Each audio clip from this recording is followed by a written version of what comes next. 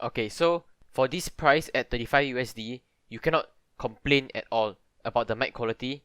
And yeah, the only bad thing is you just cannot put this in front of your face, as it doesn't have a pop filter, so when you speak, the mic catches the wind, which makes like a poof sound. So yeah, that is just one downside of it.